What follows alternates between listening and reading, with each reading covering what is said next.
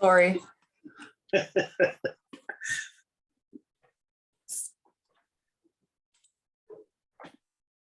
To confirm, everyone sees the presentation? Yep. Perfect. All right. Good to go, Allison. Okay, thank you. Well, it's February 23rd, 2022, and welcome to Kettle Creek Conservation Authority Annual General Meeting. I'm going to call this meeting to order, and I'm going to read our recording notice as well. So thank you and welcome to the 2022 Annual General Meeting of Kettle Creek Conservation Authority. Before we get started, I would like to remind everyone that today's proceedings are recorded. Board members, staff, guests, and members of the public are reminded that the full authority board committee meeting is being recorded and will be posted to the authority's website along with the official written minutes. As such, comments and opinions expressed may be published, and any comments expressed by individual board members, guests, and the general public are their own and do not represent the opinions or comments of the full authority and/or the Kettle Creek Conservation Board of Directors. The recorded video of the full authority meeting is not considered the official record of that meeting. The official record of the full authority meeting shall consist solely of the minutes approved by the full authority. All right, so now I would like to ask board members if you have any declarations of pecuniary interest. And I don't see a full screen, so if you do, say something, and if you don't, I'll take that silence as you don't. Elizabeth, could you do the roll call, please? Dennis Kravitz sent regrets. Dominique Giguère from Malahide. Present. Stephen Harvey from Middlesex Center. Present. Jim Herbert from the City of St. Thomas. Here. Grant Jones from the Township of Southold. Here. Bill Mackey from the City of London. Here. Steve Peters from the City of St. Thomas. Here. Elizabeth Pelosa from the City of London sent regrets. Allison Warwick from Thames Center. Here. And Ralph Winfield from Here. the City of London. And we have 8 of 10 members present this morning. Great, thank you. So again, it's my pleasure to welcome you to KCCDA's annual general meeting. Thank you to the members of the public and our many partners that may be joining us virtually through our live stream. Kettle Creek has excelled again this year, showing leadership and commitment to delivering high quality watershed-wide programming that improves the health of our watershed and protects life and property from natural hazards. We have a lot of things to celebrate this morning, so let's get started. Welcome. I will now call upon Scott Travers and Jim Frederick from Graham Scott Ends to present the audited 2022 financial statements. Welcome, gentlemen, and the floor is yours. Thank you for having us. Hello, my name is Scott Travers, and I am representing the accounting for Graham Scott Ends. We are the auditors of the Kettle Creek Conservation Authority, and we perform the audit of the financial statements for the year ended December 31st, 2021. Part of our responsibility with the audit is to communicate the audit findings in an auditor's report to the board and management in the annual general meeting. The report and other pages presented are excerpts of the full set of financial statements. These statements were made available and presented to the board on February 9th, 2022. And a full set of the audited financial statements for the year ended December 31st, 2021 will be made available on the Kettle Creek Conservation Authority website. As with any audit, the financial statements are the responsibility of the management of the organization, and our role as auditors is to audit these financial statements, including the notes to the financial statement as presented by management. As auditors, we provided and are responsible for the auditor's report, which you see here on the screen. I'll provide an overview of our auditor's report. The first section of the auditor's report outlines what was audited, that being the financial statements and the notes to the financial statements, and then it explains our opinion. We issued an unqualified opinion on these financial statements, in that our audit concluded the financial statements were free from material misstatement. I'll now read our audit opinion. We have audited the financial statements of Kettle Creek Conservation Authority, which comprise the statement of financial position as at December 31st, 2021, and the statement of operations and accumulated surplus, statement of changes in net financial assets, statement of cash flows for the year then ended, and the notes to the financial statements, including a summary of significant accounting policies.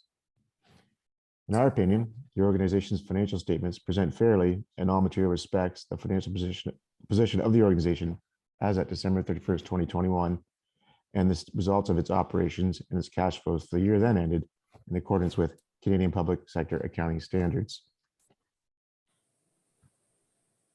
So the next section is titled Responsibilities of Management, which is down at the bottom there on the first page. And it outlines the responsibility of management and those charged with governments, which is to say that the financial statements, notes, and controls to appropriately reflect the transactions are management's responsibility. So I'm going to scroll down to the next page, which is the outline where we outline our auditor's responsibilities. This section outlines a little bit what an audit is and what we're looking to obtain a reasonable assurance that the statements are free from material misstatements. The final section is a signature and the date of this report, which is today, February 23rd, 2022, when these statements are expected to be approved. The next page is the statement of financial position, which shows the authority's assets and liabilities as at December 31st, 2021, with the comparative figures for 2020 broken out into financial assets, financial liabilities, and the non-financial assets such as tangible capital assets. With the total of these assets in excess of liabilities to be the accumulated surplus as of December 31st, 2021 of 3.9 million. And then the final page included in this statement is this package is the statement of operations for the full year end December 31st, 2021, with the comparative budget and December 31st, 2022 figures presented. This statement outlines the authority's revenues by type and expenditures by segment, showing a net financial statement surplus for the year of $9,400. And it should be noted that these pages presented are excerpts of the full set of financial statements that should be made available on the authority's website. Thank you. Thank you. Any questions, board members, before we adopt this report? If not, can I have a mover to adopt this report, please? Peters will move. I heard two voices. Can I hear that again, please? Peters. Okay, thank you, Steve. And seconder? Bill Jones. Mackey? Bill. Okay. Was it Bill or Joe or Grant? Pick one. Okay, I think I'm going to pick you because I can see you actually. So I will have a mover and a seconder. And Elizabeth, could you call the vote, please? Jagger, Yes. Harvey, Yes. Herbert, Yes. Jones, Yes. Mackey, Yes. Peters, Yes. Warwick, Yes. Winfield, Yes. and that motion passes. Thank you. And again, thank you to Graham Scott Enns for their always good work for Kettle Creek. And now it's time for the presentation of the annual report. And Elizabeth, that is all yours to do. Thank you. It's my pleasure on behalf of staff to present the board the 2021 annual report. I'd like to draw your attention to the initiatives undertaken that showcase our achievements in 2021.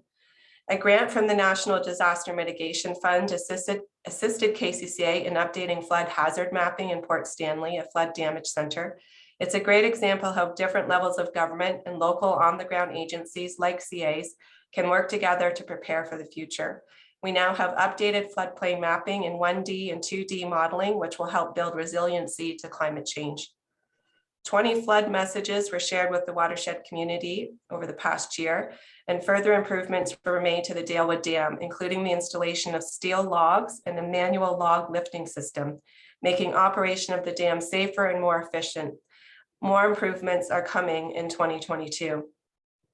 86 permissions for development were issued, with 100% of those issued within 21 days, meeting the provincial service standard under Ontario Regulation 181.06. The launch of the Evans Sisters Water Trail resulted in 575 watercraft rentals, 86% higher than in previous years. The community has a whole new way to experience the reservoir. And the Art, Trees, and Trails project welcomed the works of Clark McDougall to the Dalewood and Dan Patterson Conservation Area, perhaps inspiring a new generation of artists. 45,350 seedlings were planted in the watershed, and an additional 2,600 trees were sold through the Greening Communities program. 3 wetlands cells were created at Buck Conservation Area, a property adjacent to KCCA's Administration Center, with funding support from Ducks Unlimited and Environment and Climate Change Canada and the Ministry of the Environment, Conservation and Parks. KCCA partnered with neighboring CAs to host a Western Lake Erie Student Summit for 14 high school classes from across the Western Lake Erie Basin. The summit helps students develop personal connections with Lake Erie and the connected watersheds, and provided the opportunity for classes to present their calls to action through video submissions. Even with higher than average rainfall and COVID-19 restrictions, we had a successful camping season at Dalewood and Lake Whitaker conservation areas. There were almost 3,000 first-time visitors to our areas in the past year, a testament to the efforts of our staff at making our areas welcoming, and further evidence of the importance of our green infrastructure to a growing clientele. Personally, I would like to thank the entire staff at Kettle Creek for their outstanding dedication over the last year.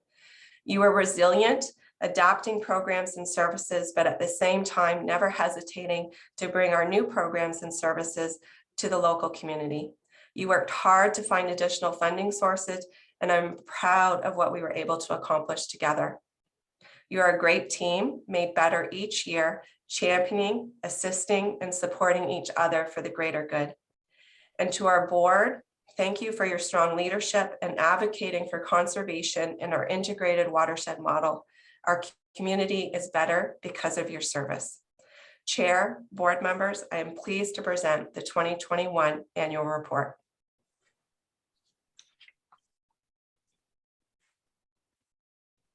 You're on mute. Sorry, Allison, you're on mute. Wouldn't be a meeting if you weren't on mute somewhere along the line. But what I was saying to myself and my dog here was that thank you for that report. And it does make you feel so much warmer just looking at that photo. So you always get some great photographs for this report. And it's really nice to be able to look at that nice greenery and think about days to come. So again, thank you for the report. And board, I look for a motion to accept that, adopt the report as presented. I make a comment first, please. Sure. Thank you, Chair. I know Elizabeth is always thanking the board and the people being involved, making finalized decisions, but the hard work and the success of where we are today is Elizabeth and the team, Joe, and all the managers who work hard day in and day out, trying to make things work budget-wise and everything. So personally, from my point of view, I offer thanks to all those people that work hard on your staff, Elizabeth, and it's a two-way street. But yours is the biggest, I think, because you have to do all the hard work out in the field. And we sit here and prove or not prove. I wouldn't want to be in Jennifer's shoes right now with that ice jam at Port Stanley. I mean, that's got to be unbelievable to deal with. But anyway, just my comment. Thank you much, Chair. I just wanted to express my thanks to them all. Well, Councillor Herbert, while you're expressing your thanks, would you like to take time to move the report? Yes, I would certainly move the report. Okay, and a seconder. Ralph Winfield. Thank you, Ralph.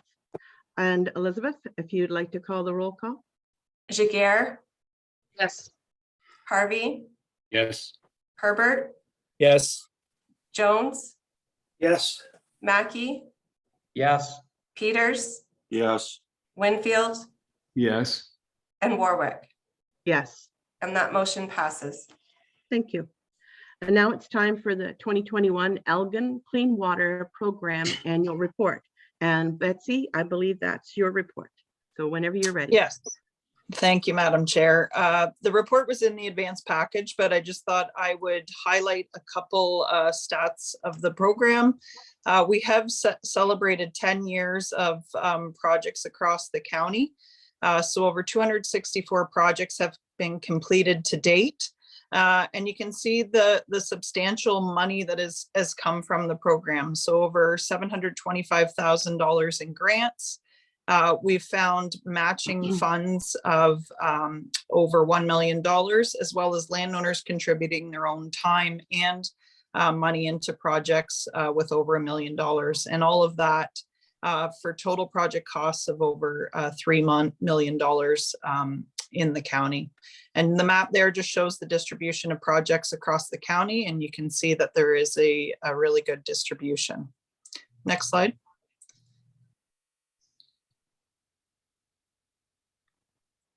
And just a couple highlights of this past year. 29 projects were completed, 6 erosion control. Our biggest funding category over the last number of years have been wetland creation projects, with 14 of those, 5 tall grass prairie plantings, 4 cover crop planting projects, and we provided $84,507 in grants to landowners. And our program funders are the County of Elgin, who provide annual support, as well as our longtime funders, the Green Lane Community Trust Fund.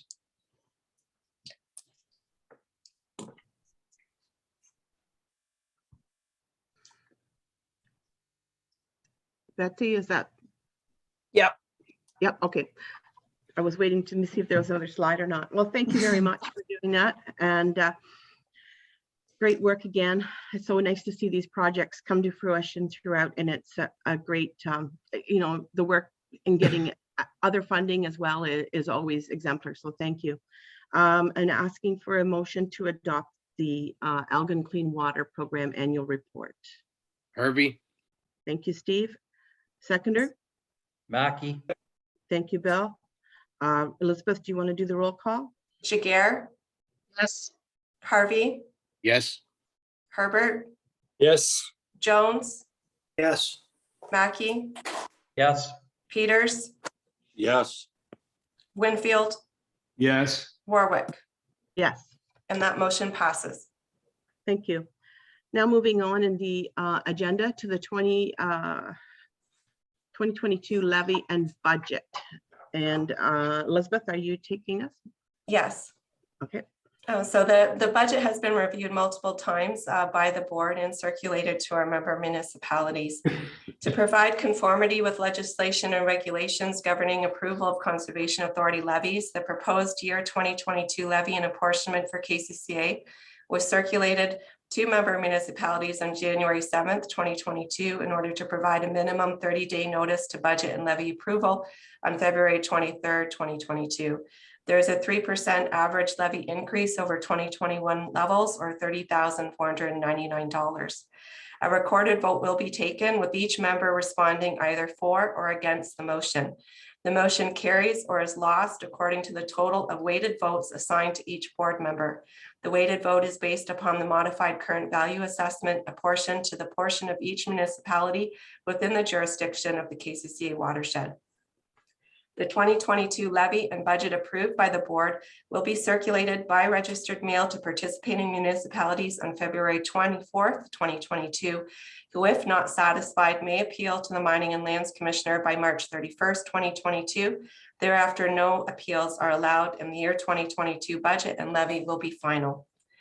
The motion is before you for a total general levy of $1,047,143, and that each member municipality's share of the 2020 general levy be calculated using modified current value assessment.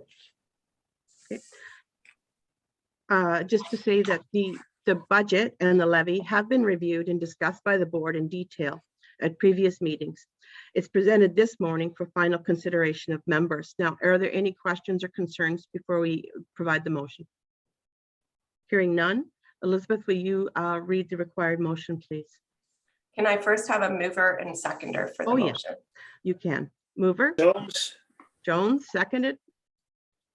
Herbert. Mackey, okay. And now Elizabeth, we're doing a recorded vote? Yes. Okay.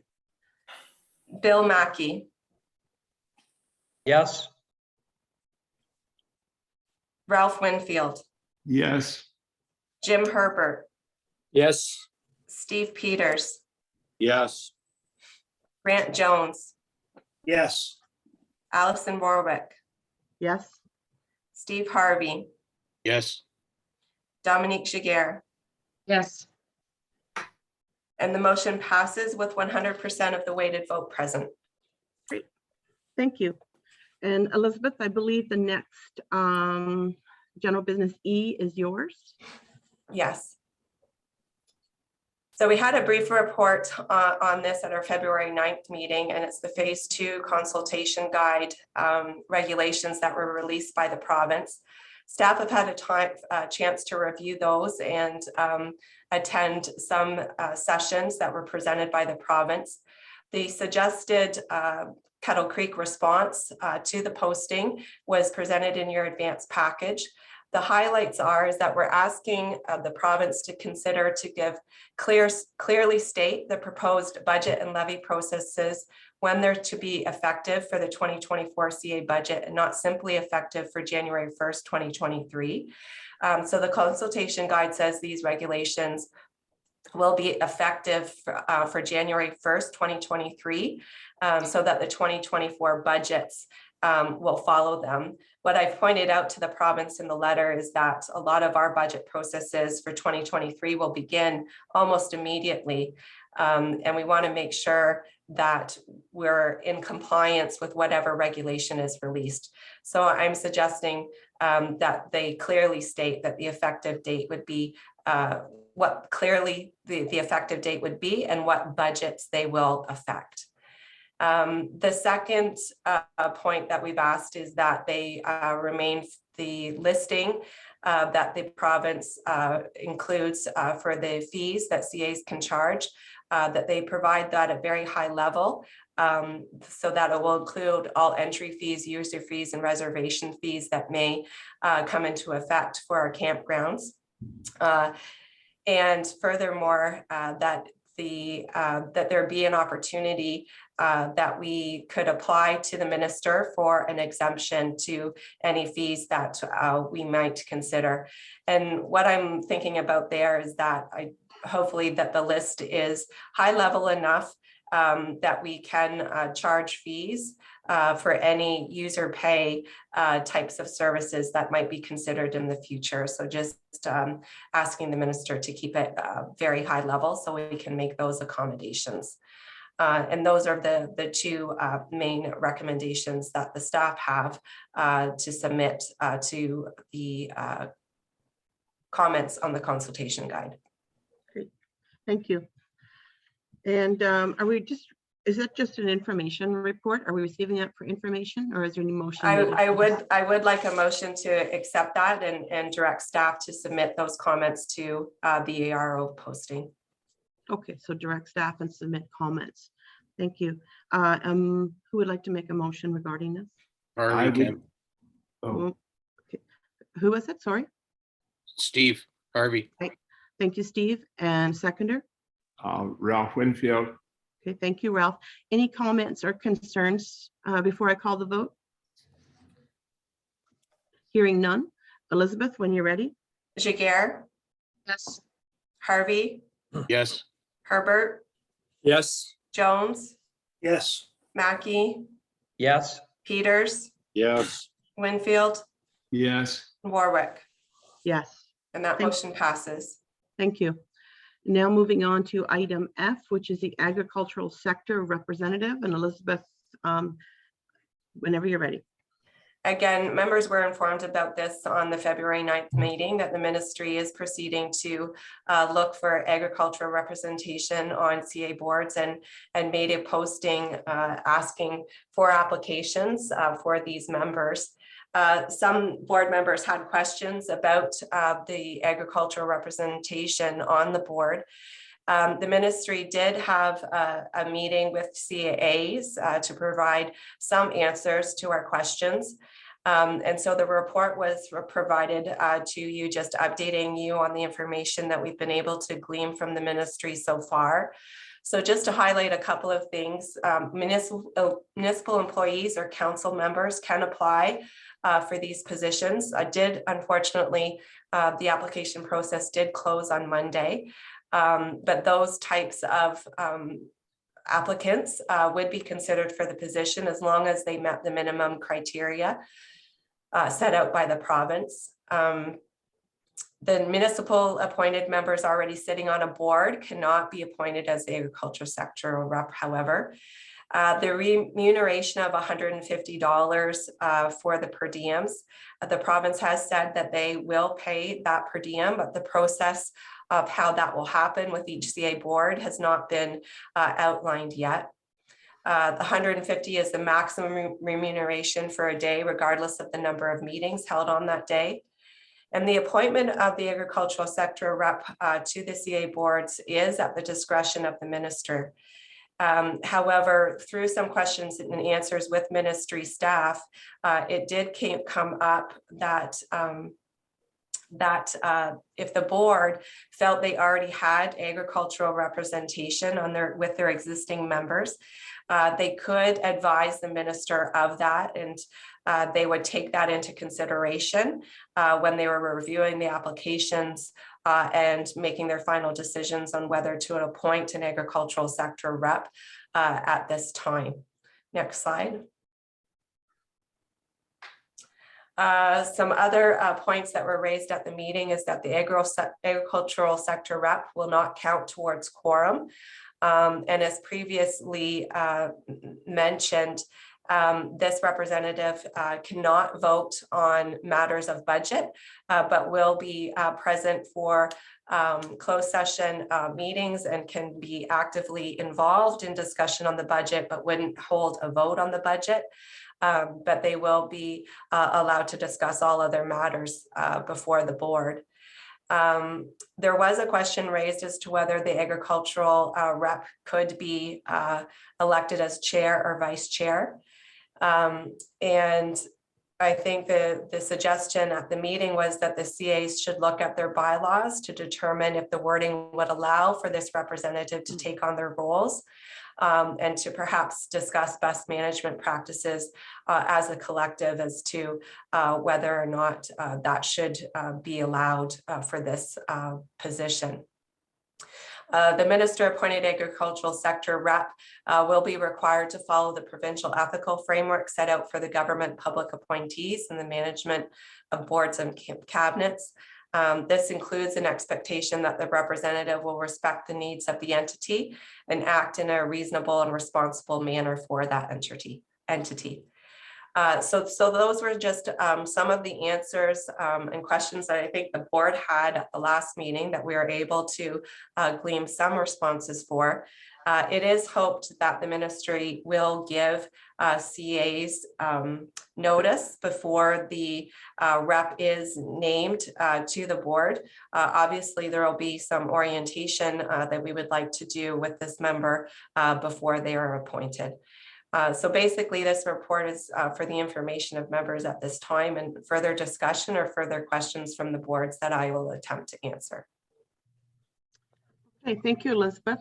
And seeing as that's just for information, board, is there any questions regarding the comments Elizabeth just brought up? Yes, Grant. Yeah, well, I guess the biggest one is whether that representative can be chair, and it's probably something we need to discuss in further detail, because at some point we're going to see that person show up, and we probably should know that in advance, or at least have some sort of wording in our bylaws to that effect. I guess personally, any chair is elected by the rest of the board based on qualifications or being a really nice guy or whatever, but I guess I have mixed emotions about it. I know with my own municipality, we've tried on some of our committees to have public members sit as chairs of public honor committees, and that has had some problems with that. That didn't go as well as we thought it might, just because people that come into those spots are good volunteers, but maybe not good chairs or don't have the background to do that. That would be my only concern, but I guess that's where the board as a whole, when we decide on who will be chair, has that option to, if they feel that the person is qualified, then go for it. Okay, Ralph, I saw your hand up as well. Yes, I'm just curious to know how that person is going to be selected. Is it going to be on a municipal basis, or is it going to be on on the width of the Conservation Authority, or how that person will be appointed? Through the chair to Ralph, is the understanding of staff that it is completely the minister's prerogative as to whether or not this position is appointed to the CAs. There's an application process that was posted online, and the minister will be reviewing those applications against their criteria and making an appointment. Okay. All right. Any questions for it? I would agree with you, Grant. I know we have tried former committees too, with members of the public coming in and being elected as chair, and the governance isn't always understood fully. And you know, it's not that council tries to control everything, but it does make the meeting go a lot smoother when, you know, people with experience are chairing. So I could see concerns with that. And I don't know if this is this a decision that we need to think about today, or is it something that we can push back to the next meeting for more discussion? To you, Chair, I believe that it's a discussion that a number of CAs will be considering, and be reaching out to Conservation Ontario just to start that conversation and look at our bylaws and bring a report back to the board. Okay, so so it's not recommended to make any changes in the bylaw today, I don't think. So I think it might be something that we can all take back and think about until the next meeting, and then have a more fulsome discussion. You know, in the limits of time today, I think it's something that we can think about and talk about later. Yes. Okay. All right. So do we need a motion for that, Elizabeth? Do you want to just say that was for information purposes? It's just for information purposes. Okay. So motion to adopt for information. Harvey, Thank you. Second. Jones, Okay. And call the vote, please. Jiguer, Yes. Harvey, yes. Herbert, Yes. Jones, yes. Mackey, Yes. Peters, Yes. Warwick, Yes. Winfield, Yes. and that motion passes. Thank you. And now moving on to one of the nicest parts of the meeting is when we get to actually talk about recognition of staff. And the first person we're talking about is Jennifer. And you would have heard her on the news this week. And she's not always bringing bad news. She does bring good news every now and then to tell us all about different things. So Jennifer has reached the milestone of 15 years of service with the authority as Water Conservation Supervisor. As do many positions at the authority, Jennifer wears multiple hats. She leads our flood forecasting and monitoring, and is a local expert in snake and wildlife identification, and conducts all of our environmental monitoring. Jen has a can-do attitude that's always appreciated. Congratulations, Jen, from all of the board and all of your staff members. It's a great achievement. The next person I would like to recognize is Elizabeth Van Huren. She's reached the milestone of 20 years of service with the authority. Elizabeth, I don't have a lot written here, but I want to say that your calm leadership, your knowledge, and your ability to just roll with things and get things done is much appreciated by the board. And we can't say enough about it. So thank you again on your 20 years, and congratulations. Thank you. And now moving on to board members. There's one board member that we want to recognize at today's meeting. While Grant Jones continues as a member of our board of directors in 2022, I wanted to take a moment to thank him for his service as chair of the board in 2021. Grant made this job look easy, and he has provided outstanding leadership and advice as we begin to navigate the changes to the CA Act. In recognition of his leadership, I would like to present him with a framed picture. This photo was captured by Barry Etchison Photography and displays a northern flicker woodpecker. Thank you, Grant. And you can pick up your print at the main office. Thank you, Allison. It's been a pleasure, and I know the board's in good hands with you at the chair. Oh, thank you. And I think that northern flicker photograph is amazing. The colors of them are so nice. So you It should be proud.